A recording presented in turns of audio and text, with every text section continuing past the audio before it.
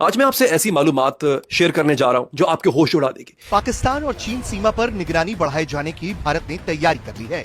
भारतीय सेना इन दोनों देशों के बॉर्डर पर 9 लेजर हथियार तैनात करने की तैयारी में है। इंडिया को प्रॉब्लम है पाकिस्तान का, इतना लंबा बॉर्डर है। अब वो समझते हैं कि जी पाकिस्तान ड्रोन उड़ा देता है, उनको रोकना कैसा है। यहाँ पे ये स्वॉर्म, असल में तो ये स्वॉर्म ड्रोन्स के लिए है। इसकी जो जारी बात है इफेक्टिवनेस बड़ी तगड़ी है, जो कैपेबिलिटी है, जो जिसे कहते हैं ना, ये डिस्ट्रॉय कर सकता है।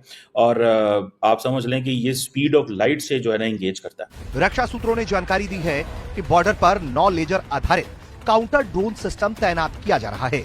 लेजर आधारित काउंटर ड्रोन सिस्टम के जरिए न सिर्फ आतंकवाद विरोधी गतिविधियों पर लगाम लगेगी, बल्कि सीमा पार से घुसपैठ भी और पुख्ता तौर पर नाकाम की जा सकेगी। शंकर साहब ने कहा कि जी भारत तो बहुत बदल गया है, हम कहाँ से कहाँ पहुँच गए हैं, लेकिन पाकिस्तान की सुई अटकी हुई है, वो भी तक नहीं बदला। और फिर उन्होंने कहा कि अगर कोई दहशतगर्दी का वाक़या भारत में होता है तो उसके बड़े संगीन कॉन्सिक्वेंसेस भी होंगे। तो ये एक उन्होंने दबे दबे अल्फाज में धमकी भी दी। और इसकी जो कहा जाता है कि जो पर शॉट है ना, वो बड़ी कम कॉस्ट पड़ेगी एज कम्पेयर टू अगर आप गोली या उस चीज़ से करें, वो जो आप एक्सपेंसिव मिसाइल्स अगर इस्तेमाल करते हैं। फॉर एग्जांपल इंडिया के पास एक आकाश मिसाइल है, वो मेरा ख्याल है वो शायद 50,000 या लाख की एक शॉट उनको पड़ सकती है। ठीक है ना जी, 50,000 की शायद एक शॉट पड़ सकती है। हमारी जो आर्मी है ये दे ना टीएलपी को, लश्कर तैयबा को, मतलब हमारी हुकूमत सही काम नहीं कर रही है, आप ये कह रहे हैं। सर मैं वही तो कह रहा हूँ, इस्लाम से दूर है। ये मौका दे, ये जैसे ये जंग कर, एक मिनट सर कंप्लीट करने दे, एक मिनट कंप्लीट करने दे। देखें, अगर हुकूमत नहीं, हुकूमती मजबूरी है कर्जा लेना, जो भी IMF वगैरह, आप अपनी जितनी भी इस्लामी जमातें हैं इनको इनको इजाजत दे दें, बस 1 रुपया ना दे। इंशाल्लाह ताला TLP, लश्कर तैयबा होगी, जैश मोहम्मद होगी, जमात इस्लामी होगी, वो जाके गजा में जंग लड़ेंगे और जहाद करेंगे और इसराइल के दांत खट्टे करेंगे। चीज़ें मैं बताऊंगा अभी जिसका जिक्र किया गया। अभी देखें हुआ ये क्या था। अब ये जब पुलवामा का वाकया हुआ था ना, हमना उस वक्त ये रूड अवेकनिंग थी, जब हमने उनका अभिनंदन को रोका हुआ था, उस रात वापस नहीं गए थे, तो हिंदुस्तान ने उसी रात को फैसला किया कि वो पाकिस्तान पे हमला करेगा और तय किया गया कि ये उकाड़ा वाली जगह पे एक वो मिसाइल मारा जाएगा।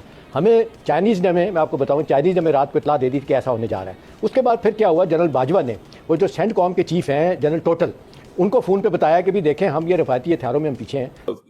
अगर ड्रोन स्वॉर्म, अगर अब 100-200 जहाज और 100-200 ड्रोन आ रहा है तो उसको कैसे हिट करें। ठीक है ना जी। सो इंडिया की जो एयरफोर्स है और इंडिया के जो अदारे थे वो इसके ऊपर काफ़ी देर से काम कर रहे थे, क्योंकि उनको पता है कि जो नेक्स्ट वॉर है वो कई बातें हो रही हैं जी, इलेक्ट्रोमैग्नेटिक वॉरफेयर होगी। अब जो वॉर है वो टेक्नोलॉजी की है। और दूसरा, असल में अगर सही मानों में देखा जाए तो it's all about Pakistan as well.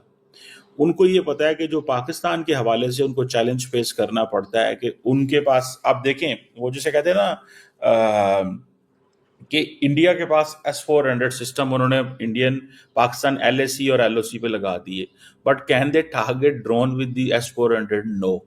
सो आप इतनी बड़ी स्टेट ऑफ द आर्ट आपने डिफेंस सिस्टम लगा दिया है, बट आप उससे वो मतलब हासिल नहीं कर सकते जो मतलब आपने हासिल करना था। सो उन्होंने क्या किया कि उन्होंने इस चीज़ को ये सोचा कि हमें अपनी indigenous laser based anti drone system बनाना चाहिए।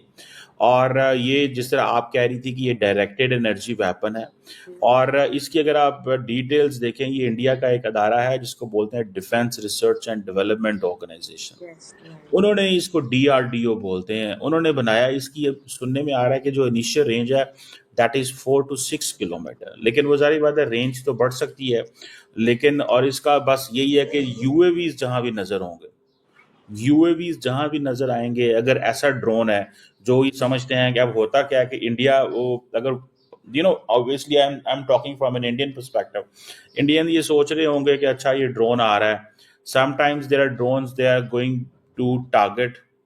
ये स्वॉर्म ड्रोन्स की बात की है। स्वॉर्म ड्रोन्स के अंदर क्या होता है कि कोई इंटेलिजेंस शेयरिंग भी आ रही होगी। अब देखें ना, यूक्रेन वॉर अगर आप देखें तो ये जो स्वॉर्म ड्रोन्स थे इन्होंने भी बड़ा काम किया है कि किस तरह कि आप मल्टीपल ड्रोन्स उड़ाते हैं।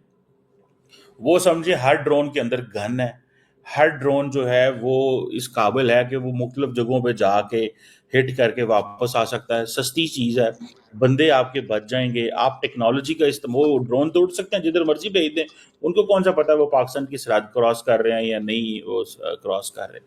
सो मुझे ऐसे लगता है कि ये इंडिया ने एक मेजर टेस्ट किया है। और इसमें आप देखें कि ये एक दफ़ा पहले भी 2024 में भी ये इस तरह के टेस्ट कर सके थे, किया था इन्होंने राजस्थान के अंदर। और ख़ास तौर पे ये इंडिया को, क्योंकि मैंने आपको बताया ना मैं पाकिस्तान की क्यों बात कर रहा हूँ, इंडिया को प्रॉब्लम है पाकिस्तान का, इतना लंबा बॉर्डर है। अब वो समझते हैं कि जी पाकिस्तान ड्रोन उड़ा देता है, उनको रोकना कैसा है। यहाँ पे ये स्वॉर्म, असल में तो ये स्वॉर्म ड्रोन्स के लिए है। और इसकी जो जाहिर बात है इफेक्टिवनेस बड़ी तगड़ी है, जो कैपेबिलिटी है, जो जिसे कहते हैं ना ये डिस्ट्रॉय कर सकता है। और आप समझ लें कि ये स्पीड ऑफ लाइट से जो है ना इंगेज करता है। और इसकी जो कहा जाता है कि जो पर शॉट है ना वो बड़ी कम कॉस्ट पड़ेगी एज कम्पेयर टू अगर आप गोली या उस चीज़ से करें, वो जो आप एक्सपेंसिव मिसाइल्स अगर इस्तेमाल करते हैं। 1500 किलोमीटर का ये इसकी रेंज है। तो आप कैसे देख रहे हैं? अब बाकी ममालिक को भी सोचना होगा और पाकिस्तान को बाकी ममालिक के साथ डिप्लोमेटिकली इंगेज करना चाहिए ताकि रीजनल आर्म्स कंट्रोल मेजर्स ले सके हम। देखिए अब ना ये जो हथियारों की दौड़ है खित्ते में, इसमें हिंदुस्तान तो वाकई बहुत आगे जा चुका है। और सही बात कह रहे हैं ब्रिगेड साहब कि $85 बिलियन का उनका दिफा का बजट है। हम कई बरसों से $8 बिलियन पे खड़े हुए हैं, हम नहीं मुकाबला कर रहे। लेकिन एक चीज़ आमना हमें ज़हन में रखनी चाहिए कि ये जो फ़ौजें रखी जाती हैं ये इसलिए रखी जाती हैं डेटरेंट्स के तौर पे। जिन मुल्कों की फ़ौजें होती हैं उनके दरमियान जंगें नहीं होती। अभी आपको स्पेसिफिक 2-3 चीज़ें मैं बताऊंगा अभी जिसका जिक्र किया गया। अभी देखें हुआ ये क्या था। अब ये जब पुलवामा का वाक़या हुआ था ना आमना, उस वक्त ये रूड अवेकनिंग थी जब हमने उनका अभिनंदन को रोका हुआ था। उस रात वापस नहीं गए थे, तो हिंदुस्तान ने उसी रात को फैसला किया कि वो पाकिस्तान पे हमला करेगा और तय किया गया कि ये उकाड़ा वाली जगह पे एक वो मिसाइल मारा जाएगा। हमें चाइनीज़ ने, मैं आपको बताऊं, चाइनीज़ ने हमें रात को इतला दे दी कि ऐसा होने जा रहा है। उसके बाद फिर क्या हुआ, जनरल बाजवा ने, वो जो सेंटकॉम के चीफ हैं जनरल टोटल, उनको फ़ोन पे बताया कि भी देखें हम ये रफ़ाती हथियारों में हम पीछे हैं, अगर हिंदुस्तान ने ये काम किया हमारी इतला है तो हम फिर हमारे पास और कोई हल नहीं है, हम न्यूक्लियर हथियार मारेंगे, ठीक है ना। उसके बाद ये मामला रुक गया। लेकिन पाकिस्तान के लिए भी ये एक बड़ा लम्हा था कि हमने सोचा कि हमें भी कुछ करना चाहिए। तो हमने सक्सेसफुली, इसको कहते हैं कि सुपरसोनिक मिसाइल हमने बनाया F2, और जो 23 मार्च को ये अपने लोगों ने इसको देखा भी। अब जो आगे जो हो रहा है ना, हम सुपरसोनिक की तरफ जा रहे हैं और साथ साथ हम इसमें अल्लाह भला करे ये हमारी इंडिजिनस टेक्नोलॉजी के ज़रिए हम F3 और F4 ये मिसाइल बनाने जा रहे हैं, 450 अपना किलोमीटर के और 750 किलोमीटर।